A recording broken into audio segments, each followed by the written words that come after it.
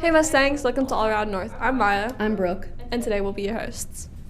This week, Tucker and Jack take on March Madness and take a look at how well our basketball team has done.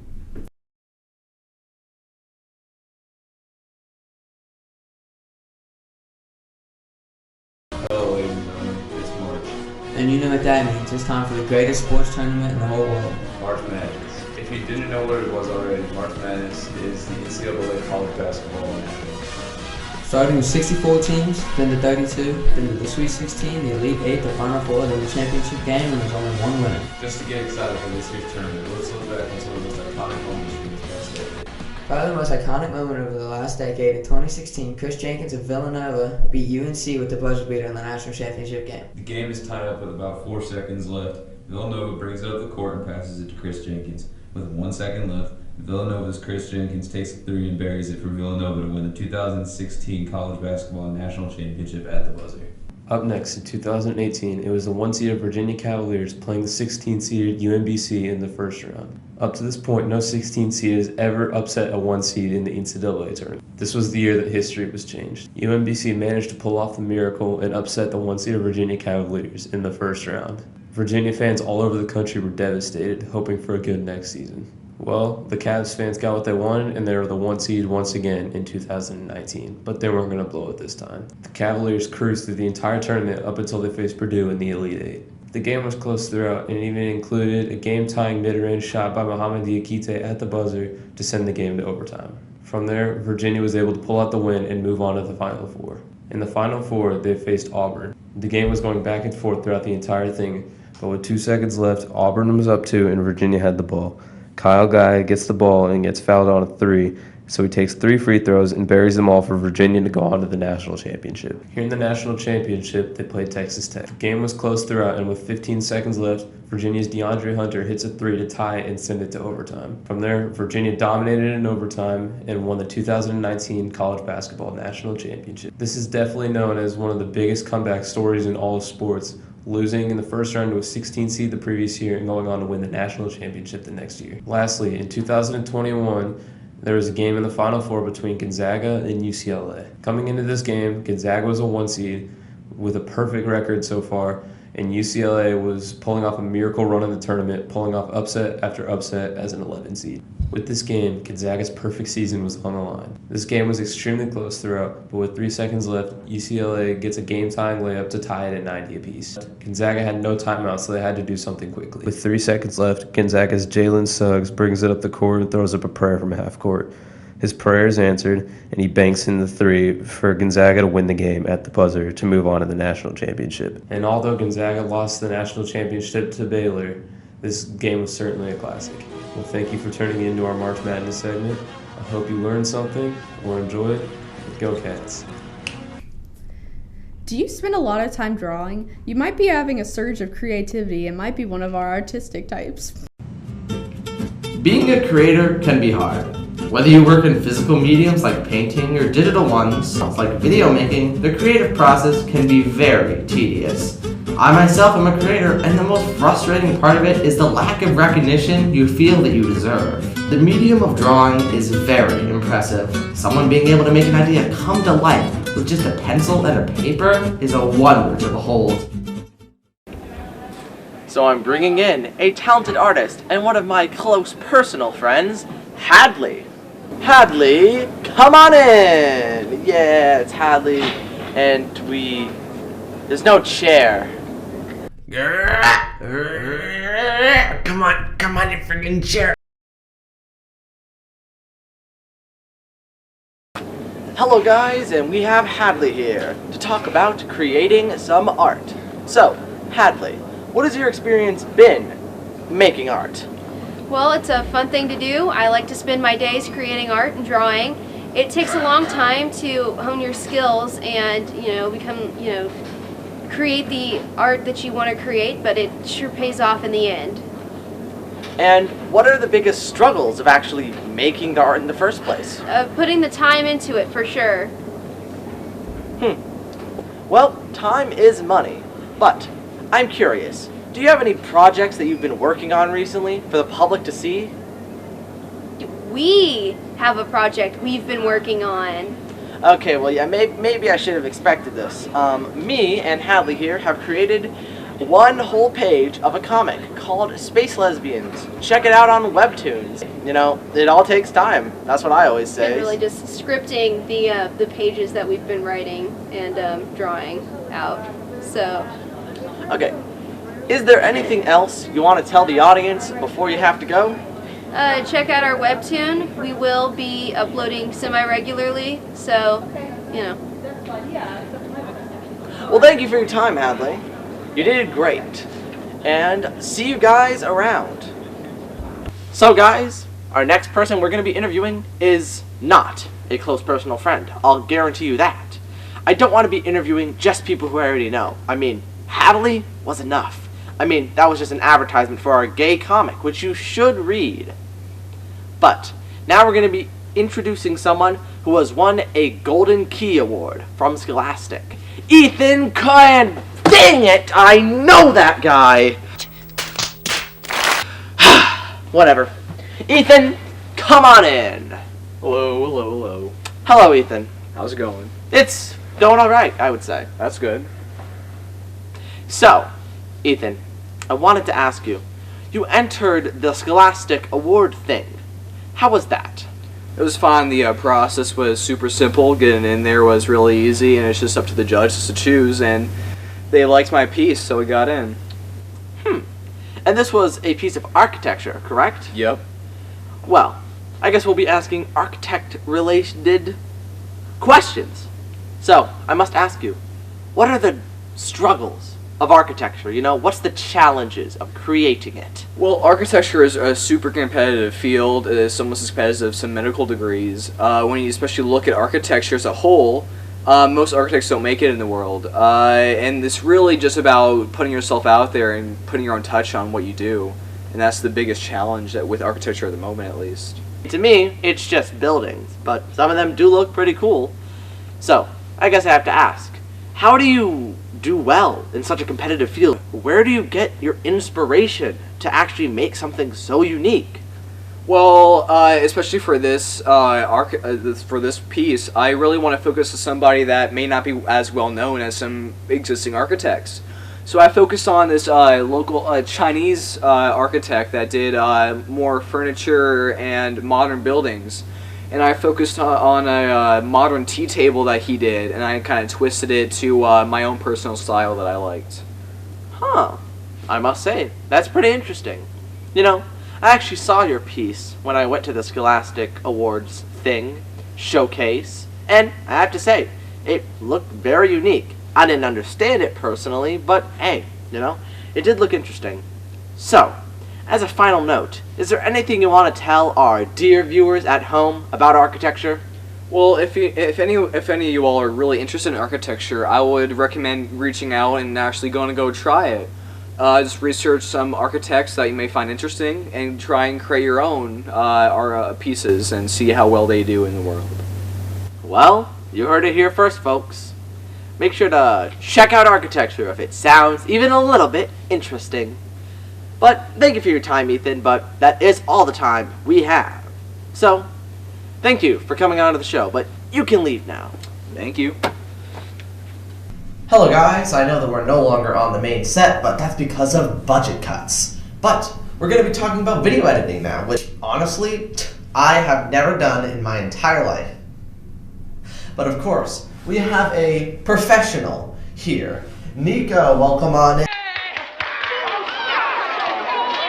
So, I wanted to ask you about video editing. So, can you just explain the hardships and process of it? So, I've been editing for about 7 years now, and I think that the biggest hardship is definitely software. Obviously, for like most of that time, I was using iMovie because one, I couldn't afford a subscription to Adobe Premiere, and I was a kid, so obviously I did not have $500 to drop on Final Cut Pro X. But iMovie should not be underestimated because, to be honest, if you start just trying to figure it out and you use your tools to your advantage, you can edit something as well as you can on Final Cut or Premiere on iMovie if you try hard enough. Yeah, I remember back in the day, me and my siblings would actually make stuff on iMovie. Granted, not even like the kind of premium version, but it was definitely clunky compared to what I use nowadays. Or I was just stupid. But I have to ask you, how do you find inspiration and make creative ideas come to life? I find most of my inspiration through people. I think people are what pushes people. People push people. And that's, in my opinion, I like to tell stories and I like to entertain, and that's really my passion. Well, stories can be very engaging. Most people just enjoy that kind of thing because, well, why wouldn't they? Is there anything else you want to tell the audience at home about video editing that maybe they don't know about? I mean, kind of like video editing, kind of the video process in general. Just remember that, I post on YouTube, so just remember that your goal is to ultimately entertain, but also just make sure you stay true to what you were trying to create. Don't change your image just because of other people. Focus on what you want to make, and you'll find a crowd. Yeah, that can be a struggle that most any artist can have problems with. I myself have that exact same problem. But before you have to leave the show, would you like to blatantly plug this YouTube channel? So, I all my videos are on Silverthorn Studios or youtube.com/Silverthorn Studios. I assume they might put something on the screen. Feel free to click. I just came out with a new short called Blackmail. It's alright. It's good. I don't know. Well, thank you for your time on the show, Nico. It has been a pleasure, and I hope you have a wonderful day. Thank you. Well, we got the setback. I had to sell Gary off, though. Hope he's doing okay. That's all the time we have for this episode, though. We clearly have some talented creators around school. We will link some of their works in the description, so make sure to check it out. I hope you all had a good time watching. Bye-bye!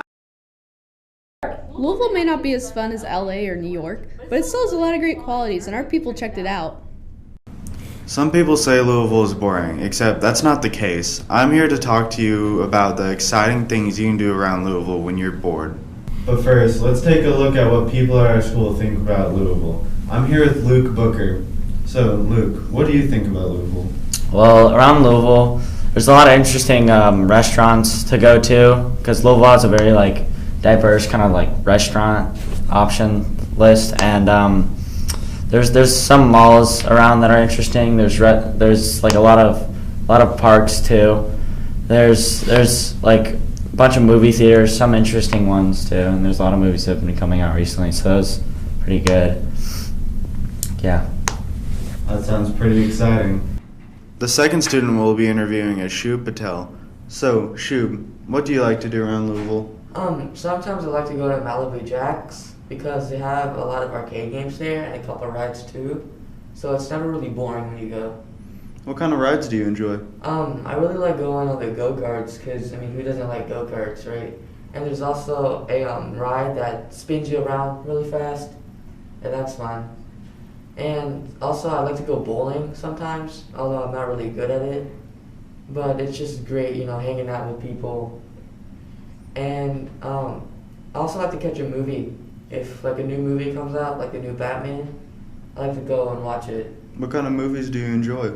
I enjoy a lot of movies, but recently I saw the new Spider-Man and the new Batman, and those two are really good. So that was a fun time.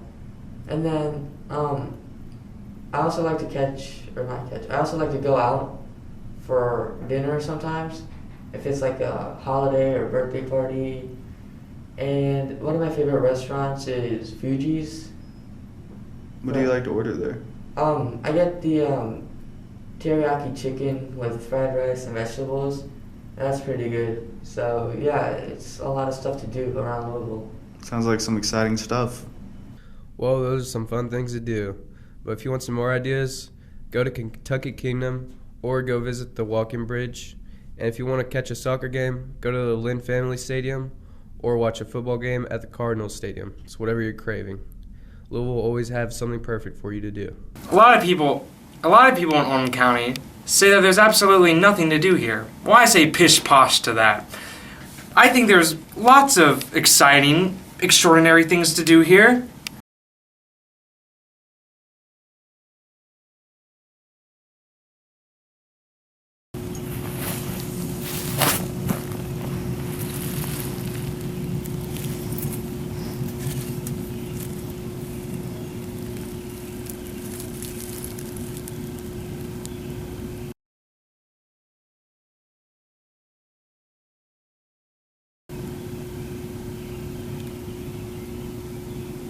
Yes! Yes! Yes! Yes! Yes! That's exactly what I wanted.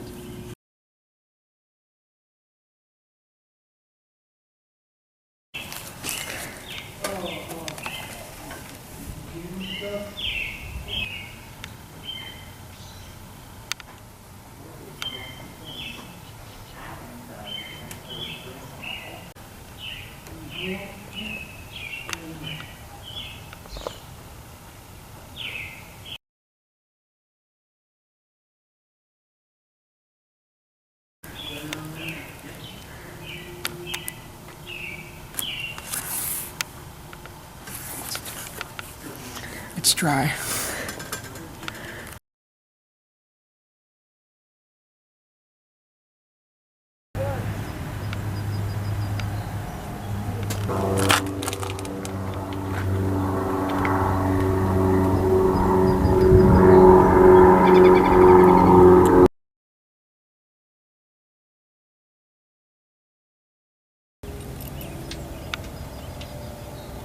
Alright, you guys are recording. I am. Oh, yes! There! Oh my god. See, there's a lot of things to do in Oldham County. Happy April Fools! Ha ha ha ha ha! Ever wonder what goes on behind the scenes at All Around North? Well, here it is anyway.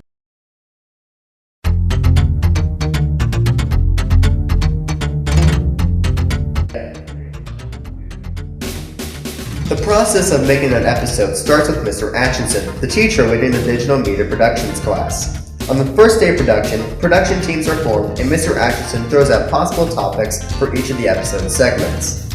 On the second day, teams enter pre-production with their ideas. They discuss how things should be done and make any preparations for their segments, from contacting people for interviews to how certain shots will be completed. After only a day or two of pre-production, each production team goes off to film their segments. One group is assigned the important role of the live studio segments. Most groups go throughout the school and sometimes outside of it film their segments, but occasionally they film in the studio room.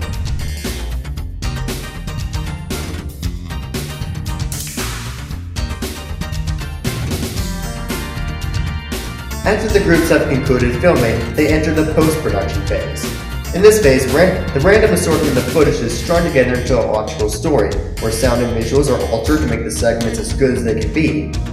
And it's a race against the clock to complete each segment on time. Upon completion, these groups export their footage and send them off to the live studio group so they can put all the completed segments together into a single episode.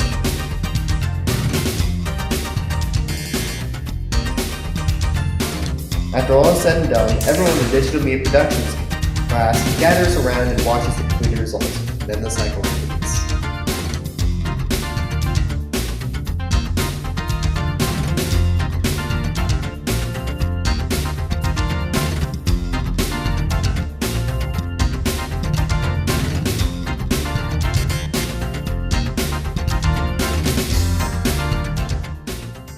Finally, congrats to the 8th Region Boys Basketball Champs. I'm ready, What's up, Mustangs? I'm here with Jack Scales, one of our own basketball players, a part of this historic run into the state tournament. Jack, how did you feel going into that game against Woodford County in the region finals last week? I felt really good. We came off a good win against Collins. Our confidence was up. We didn't have very much time to prepare considering the game was the next day, but I feel like we got a good scouting report. We were ready. We knew the general scheme of what they tried to do, and we played well against them. Yeah, congratulations, making history, winning the first region final in school history. It's a really big deal. We're now going to Rupp on next Wednesday. You know, it's going to be a big game against Muhlenberg County. What are you looking forward to, going there and playing them? Well, I'm really looking forward to the atmosphere. Not many times you get to play in Rupp Arena. It's a really big arena. And the fact that a lot of students are going to be there, going to be on the buses, it's going to be a big crowd. It'll just be a fun experience, once-in-a-lifetime experience for our seniors, so we're going to try and make it the best that we can make it. Of course. The whole school's rooting for you, and we hope to see everybody there on Wednesday when we go down to Rupp Arena. Thank you, guys.